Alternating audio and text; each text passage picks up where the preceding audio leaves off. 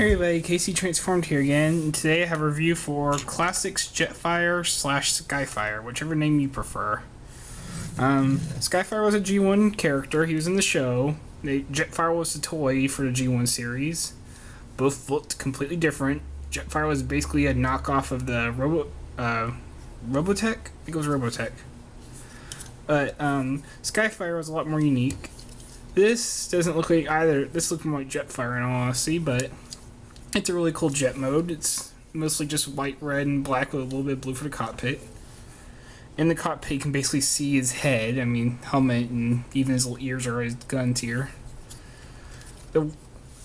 Unlike the classic Seeker mold, the wings do come out, but they expose kibble. I mean, like, there's his arms right there.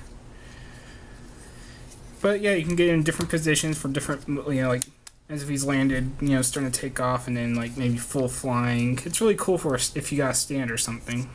I prefer just to leave him in the basic position.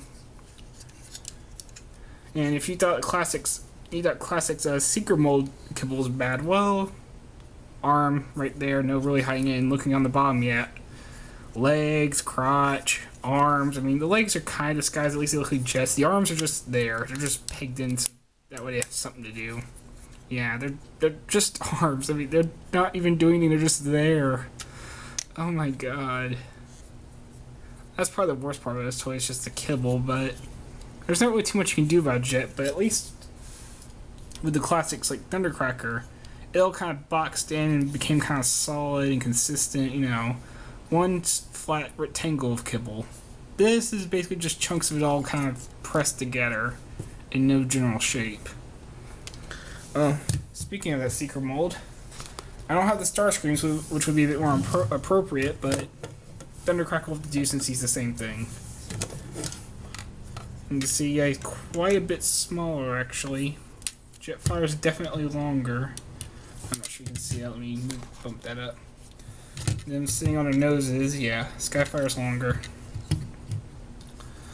Definitely thicker and chunkier. And like Thundercracker, who just came cut 2 cannons, he has a bunch of accessories. Now, Skyfire in the show had this big block of red with a little cockpit on it that had like little wings coming out for his for what was on top of the jet. But this is more like what the toy Jetfire had. What you do is line up clips with these little, black clips here. And you just take a bit of force, but there you go. Now from the side it can still look like Skyfire. I mean, you've got the 2 little jets here, but this is definitely a Jetfire accessory. Now of course you have other things. You can see clips on the arms. You can take these and just click into place. Then you're also left with this, which is clearly Skyfire's gun. Which is one cool thing. I mean, Jetfire gets his jets, and Skyfire gets his gun. His Skyfire. Haha. Which can also split, and you can actually have him, since his hands are exposed anyway, this might actually help to cover them up a little, at least from the other side. You can actually have him hold them like this. And gives him even more firepower. And yeah, again, it kind of helps to cover up the arms a little bit. It's a little better, at least. Oh yeah, and the landing gear does fold up, all 3 of them. But I'm going to leave them out for, the sake of this. So yeah, that's quite a lot of firepower already. We got the 2 cannons down here, the 2 right here. Oh, one of the missiles is loose. And the 2 little guns here. He has even more. One of the gimmicks is you take the jets and you pull this piece back, and that unlocks more guns, of course. So many guns. Then of course you can actually take the flaps back here and throw them back out a bit for a bit more color and just cooler looking jet. So yeah, we got this thing of destruction and death that probably wouldn't fly. I mean, this is pretty much not aerodynamic in the least, but it looks awesome. Personally, I prefer having the guns folded up, but we'll leave them up for a sake because we're about to transform him. I'm basically going to show you this Jetfire mode first because that's what it transformed into. Fold the landing, just go ahead and fold all the landing gear up. Just going to go ahead and remove That's the only gun. You don't have to remove any of the guns, technically, but I like to have his hands exposed for transformation. So what you're going to do is take these and flip the cannon around. You're just going to tab these from here. And then this is where it's already going to get kind of tricky, is the arm, you can see, comes out on this little, spinning around, going to come up on this little thing.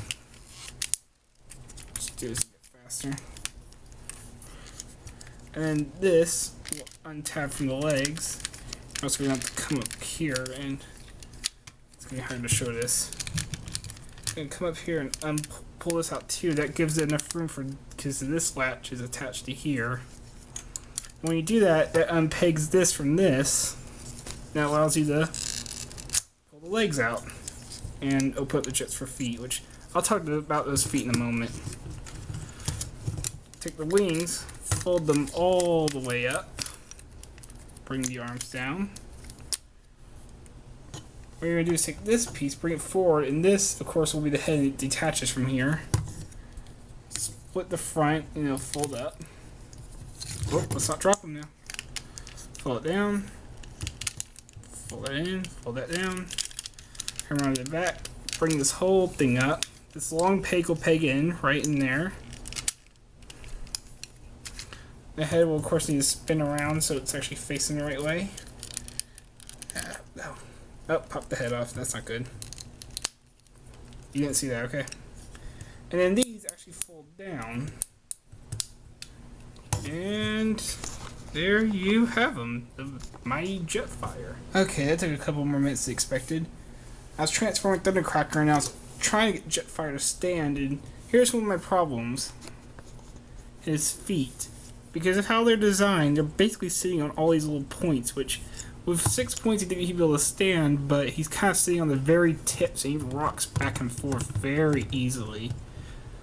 And it's because of this massive backpack he has. Even with the guns forward help a lot, but it still has the majority of its mass back here. And when you have the guns folded up, oh my god, good looking this thing to stand. The only way I was able to get him to stand perfectly is how to have his arms forward a bit.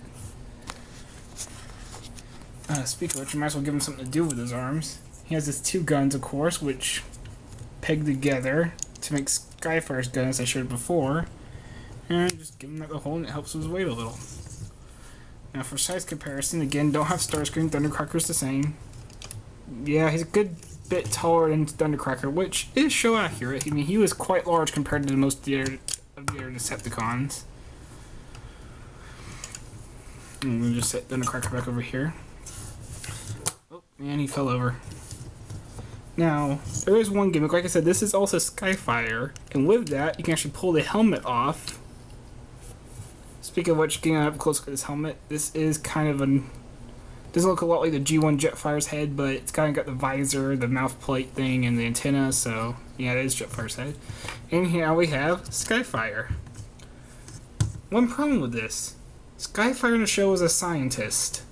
Like, both him and Starscream were scientists, but Starscream kind of went into going into war, while Jetfire, while he was big and huge, didn't like war. He didn't like fighting. He was a peaceful person. He was not a hippie, but, you know, he enjoyed science. Now, why does a scientist have all these freaking weapons? I mean, here's a couple things to do. Like I like to do. I like to fold these back up and have it actually on upside down where the jets are pointing up. I like to have the wings folded down. I'll technically having the wings folded up is kind of homaging the original G1 model for Skyfire, but let me give you an up close look at the head. That is a really nice head for Skyfire. It really does shout Skyfire to me. It's a big contrast from, you know, big bulky head for Jetfire. Only thing is, his head looks way out of proportion with everything else. I mean, you have this huge bulky body, and then just tiny little head in there. It kind of looks like something you see with a combiner or something. Like an Energon combiner. He still looks nice, it's just weird. I mean, of course you start removing all this crap, like the cannons on the arm. Take the backpack off completely. Well, Jetfire did have a backpack, but it didn't look anything like this. It wasn't like two towers. And then fold the wings down. This is how I like to display him at Skyfire, and it's a bit better, but he's still kind of chunky. It's supposed to just how broad-shouldered he is. He wasn't that. He was big, but he wasn't this wide compared to his head. It's more like the arms should be about here, like kind of in the middle, right where just like these little pins are. It's just a little too wide. Again, with Jetfire's head, it looks fine. It was definitely made as Jetfire before Skyfire, though. But there he is. And yeah, there's still the feet problem. Even in this, he's still really wiggly. One of the reasons I'm covering this is, well, the leader class should be out from BBTS soon. And once I get him, hopefully I'll review him soon after. I wanted to go ahead and get the one from 8 years ago done. And of course, there's going to be a comparison. In all honesty, in my classics collection, this guy will be Jetfire. The leader class will be Skyfire, because Skyfire was known for being huge. Jetfire wasn't in the show at all, so it doesn't matter where Jetfire goes, really. Plus, all the weapons work better for Jetfire, even though the leader one also has a bunch of random weapons, which, eh. Now, let's talk about articulation. Go ahead and remove this gun for now so I can show you a bit better. Whether with the helmet on or not, his articulation is the same. His helmet just makes it a bit more hindered because of its size. Head can look up. It's ball jointed, so it can look around 360 as well. It's kind of on the back of his head, so some look-up positions look really weird, like he broke his neck. Arms are... It's not a heavy ratchet, but it's a softer kind of plastic ratchet, so it holds a position without making the noisy clanky clank sounds. Same with his elbows. He has a swivel under his elbow and a swivel on his hand, which might sound stupid until you remember he does have arm cannons. So having a swivel below the elbow is actually kind of cool. Again, this is about how... This is what he should have been able to do.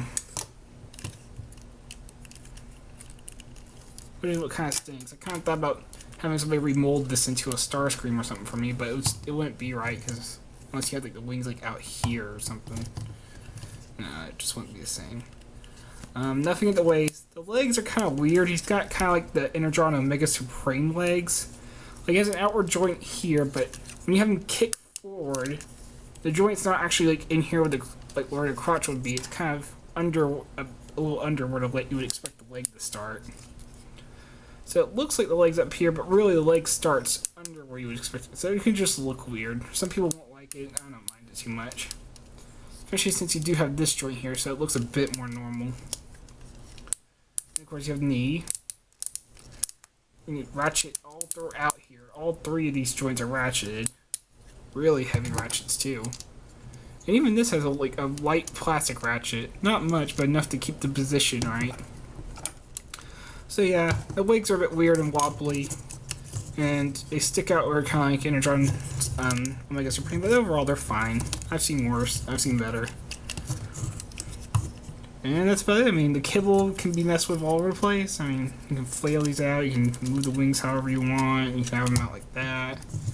Whatever you want to do. I prefer either keep them all the way down or all the way up, just for the sake of room on the shelf.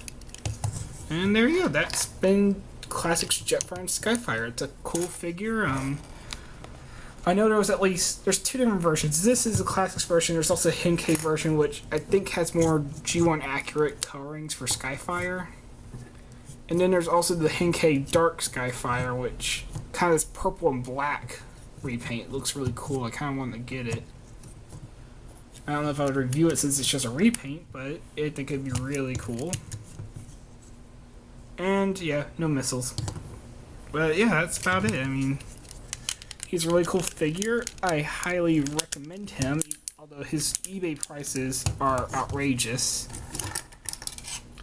And honestly, you're probably as far as price range goes, you'll probably be better off just getting the leader class that's coming out. Since he has similar gimmicks like the mask gimmick and his mode. I've seen his play mode. It looks a lot more like G1 Jetfire, but his robot mode looks a lot more like G1 Skyfire. So it works better on both fronts, in all honesty, to me. But yeah, that's about it. Here's the comparison with Thundercracker again, just so you can see the size. And that's him. Thank you for watching. Take care.